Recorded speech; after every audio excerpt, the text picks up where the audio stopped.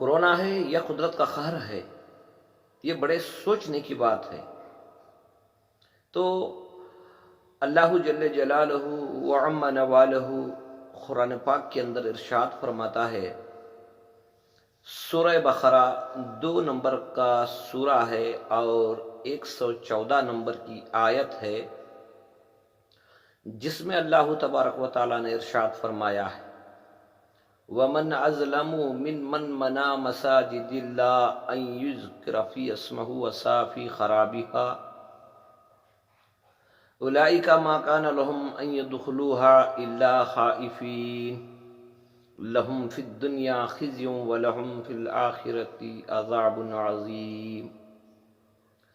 اللہ تبارک و تعالیٰ نے ارشاد فرمایا، وہ کون ہے جو ظالم، ومن ازلم ممن منع مساجد اللہ، جو اللہ کے گھروں میں جانے سے روکے یا ان کی بربادی یا ویرانی کی کوشش کریں۔ اللہ تعالیٰ نے فرمایا ان یذکر فی اسمہ وسعیٰ فی خرابہا، کہ اللہ کا ذکر کیے جانے کی جگہوں سے روکیں، صافی خرابہا، ایسے لوگوں کے لیے خرابی ہے، لہم فی الدنیا خزی، ان کی ہم دنیا بھی خراب کر دیں گے، وَلَهُمْ فِي الْآخِرَةِ عَذَابٌ عَظِيمٌ، اور ان کے لیے آخرت میں بھی بہت بڑا عذاب ہے۔ تو میرے بھائیو، یہ کورونا ہے یا قدرت کا قہر ہے؟ دیکھو، حضرت عیسیٰ علیہ السلام ایک مرتبہ کسی میت کے مدفن میں گئے ہوئے تھے، تو آسمان کی طرف دیکھا، خبر کھد رہی تھی، تیاری ہو رہی تھی، تو آسمان کی طرف دیکھا، دیکھ کر کہنے لگے لوگوں سے، جتنا جلدی ہو سکتا ہے مدفن کر کے اس گاؤں کو خالی کر دو، یہاں خدا کا قہر نازل ہونے والا ہے۔ مدفن کے بعد حضرت عیسیٰ علیہ السلام وہاں سے چلے گئے، بس ان کے ذمے پیغام پہنچانا تھا۔ اس کے بعد گاؤں کے لوگ بیٹھ کر مسلک کرنے لگے کہ کیا کیا جائے، بچوں کو لے کر، ساز و سامان کو لے کر کہاں بھٹکتے پھریں گے، کیا کیا جائے۔ پیغمبر کی بات تو ایسی ہے کہ گاؤں خالی کر دو۔ تو اس میں سے کچھ لوگ عقل والے، سمجھدار، مالدار بیٹھ کر سوچ کر کہنے لگے کہ ہم نے سنا تھا کہ صدقات کے ذریعے سے بڑی بڑی بلائیں ٹل جاتی ہیں، ہو سکتا ہے کہ گاؤں کے کناروں پر، کونوں میں کئی غریب ایسے بھی ہوں گے جو تکلیفوں میں، مصیبتوں میں ہوں گے، تو شاید ہمارے پاس جو مال ہے وہ لے کر ایک جگہ جمع کیا اور اس مال کو ان غریب غرباؤں تک پہنچایا۔ ایک عرصے کے بعد حضرت عیسیٰ علیہ السلام کا پھر گزر ہوا، دیکھا تو پہلے سے زیادہ گاؤں آباد تھا، حشاش بشاش تھا۔ تو اللہ جل جلالہ سے پوچھنے لگے، اے مالک الملک، کیا بات ہے؟ اس وقت تو تیرا فیصلہ ہوا تھا کہ گاؤں پر کوئی نہ کوئی قہر آئے گا۔ تو اللہ سبحانہ و تعالیٰ نے فرمایا، اے میرے نبی، میرے اس گاؤں کے اندر کچھ بندے مظلوم غریب طبقے کے تھے جو تکلیفوں میں مبتلا تھے، اور یہ درمیانی مالدار طبقہ بہت مزے میں تھا۔ تو میرا ارادہ ہوا کہ میں سارے گاؤں کو تہس نہس کر دوں۔ تو جب یہ ہوشیار ہو کر جلدی سے صدقہ ادا کیا اور گاؤں کے غور غریب لوگوں کو خوش کیا، تو میری رحمت بھی بدل گئی، جوش میں آئی، اور میں نے عذاب کا حکم ٹال کے ان کی زندگی میں خیر و برکتیں رکھ دی۔ تو میرے بھائیوں، یہ سمجھنے کی بات ہے کہ کورونا ہے یا قدرت کا قہر ہے۔ کئی احادیثوں کے اندر، شاید اور بھی کتابوں میں لکھا ہوا ہوگا، کہیں بھی اگرچہ غریب لوگوں کے ساتھ ظلم ہوگا یا ان کے حق میں حق تلفی ہوگی، ان کا حق نہیں ادا کیا جائے گا، یا ان پر ظلم و زیادتی ہوگی، اور اس کے ساتھ اللہ نے اپنے گھروں کا ذکر کیا، مساجدیں میرا گھر ہے، یہ زمین میری ہے، یہ آسمان میرا ہے، یہ چاند، یہ سورج، یہ پہاڑ، یہ سب کچھ نظام میرا ہے، میں نے یہ سارے نظام کو میرے بندوں کے لیے بنایا ہے، آسمانوں سے پانی اتارا، زمینوں سے غلے نکالے، قسم قسم کے میوے نکالے، تاکہ میرے بندے زمین پر میری دی ہوئی روزی کھا کر میرا شکر ادا کر سکیں، ایک دوسرے کے درمیان میں اچھا سلوک کر سکیں۔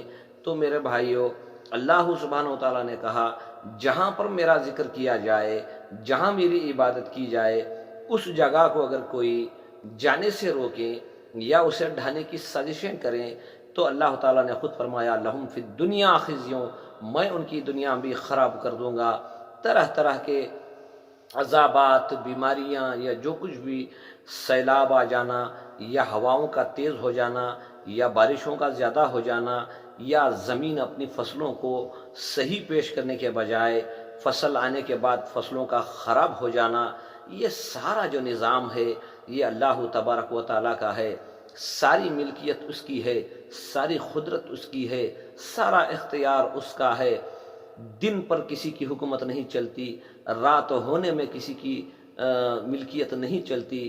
دیکھو، بارشوں کے زیادہ ہو جانے میں کسی کا اختیار نہیں، ہواؤں کا تیز ہو جانے میں کسی کا اختیار نہیں، میرے بھائیوں بیماریوں کے نزول پر کسی کا اختیار نہیں۔ آج کل ڈاکٹر بھی بہت پریشان ہیں، کیونکہ میرے بھائیوں یہ ڈاکٹروں کو بھی پتہ نہیں چل رہا ہے کہ کیا ہو رہا ہے، کیونکہ ڈاکٹر بھی ایک انسان ہے، وہ بھی اپنی حد تک کوشش کر رہے ہیں، لیکن میرے بھائیوں قدرت کے قہر سے کون ٹکرا سکتا ہے؟ قدرت کے قہر سے کون مقابلہ کر سکتا ہے؟ یہ قدرت کا قہر ہو سکتا ہے۔ تو میرے بھائیوں جو اقتدار میں ہیں انہیں چاہیے کہ جو فیصلے غلط لیے گئے ہیں یا لوگوں پر مہنگائی کو زیادہ کر دیا گیا ہے یا غریب طبقے کا جینا مشکل ہو چکا ہے، کوئی بھی طبقے کے ہو، کسی بھی دھرم سے ہو، انسان تو بحث انسان ہے، انسان کی کچھ ضروریات ہیں، ان ضروریاتوں میں اگر زیادتی ہو یا ان پر مہنگائی کا معاملہ آ جائے، ان کا جینا دوبھر ہو جائے، تو میرے بھائیوں ذرا اندازہ لگاؤ، جو بندے اللہ کے ہیں اگر ان بندوں پر ظلم ہوگا تو کیا مالک چپ آرام سے بیٹھ جائے گا؟ نہیں، وہ اپنی طاقتوں کا ظاہر کرے گا، وہ اپنی طاقتوں کو ظاہر کرے گا، وہ اپنی قدرت سے کام لے گا۔ یہ بیماری کرونا وائرس جو ہے یہ کسی کو نظر بھی نہیں آ رہا ہے، لیکن انسانوں کو اپنے لپیٹے میں لے کر یہ پریشان کر رہا ہے۔ تو میرے بھائیوں یہ نام کرونا وائرس ہے، لیکن دیکھنے میں یہ ہے کہ یہ خدا کا قہر ہے، یہ رب کا قہر ہے، کیونکہ اللہ کے بندوں کے ساتھ کہیں نا انصافی ہوئی ہے۔ تو میرے بھائیوں بہت سارے نوجوان بے روزگار ہیں، بہت سارے گھروں میں تکلیفیں ہیں، مصیبتیں ہیں، ایک بیچ کا جو طبقہ ہے وہ آرام سے زندگی گزار رہا ہے۔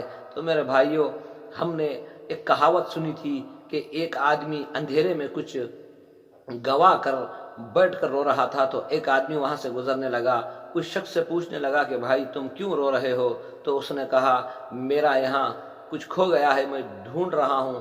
تو اس آدمی نے کہا یہاں اندھیرے میں کہاں ڈھونڈ رہے ہو، یہاں کہاں ملے گا، جاؤ وہاں روشنی میں ڈھونڈو، روشنی میں ملے گا۔ تو وہ جا کر روشنی میں تلاش کرتا رو رہا تھا۔ کوئی اور شخص آیا، پوچھنے لگا کہ بھئی کیوں رو رہے ہو؟ اس نے کہا میری کوئی چیز گم ہو گئی ہے، میں یہاں تلاش کر رہا ہوں۔ تو اس نے کہا کہاں پر گری ہے؟ اس نے کہا وہاں اندھیرے میں گری ہے۔ تو اس شخص نے کہا ارے اندھیرے میں جو چیز گری ہے اسے روشنی میں کیسے تلاش کر رہے ہو؟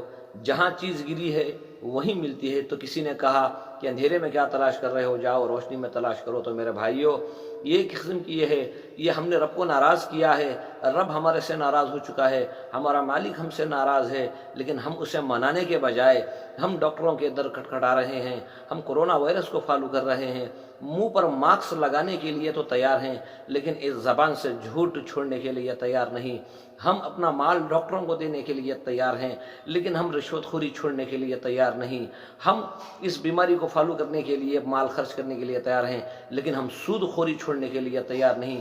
ہم میرے بھائیوں مال جہاں کہیں خرچ ہو رہا ہے وہ جا رہا ہے، لیکن وہی مال سے کسی غریب کو خوش کرنے کے لیے تیار نہیں۔ تو میرے بھائیوں اپنی اپنی جگہ بیٹھ کر غور کر کے دیکھو کیا ہم نے اللہ کو ناراض کر دیا؟ اب ہمیں اللہ کو منانا ہے، ہمیں فیصلے اچھے لینا ہے، ہمیں لوگوں کو خوش کرنے کی کوشش کرنا ہے۔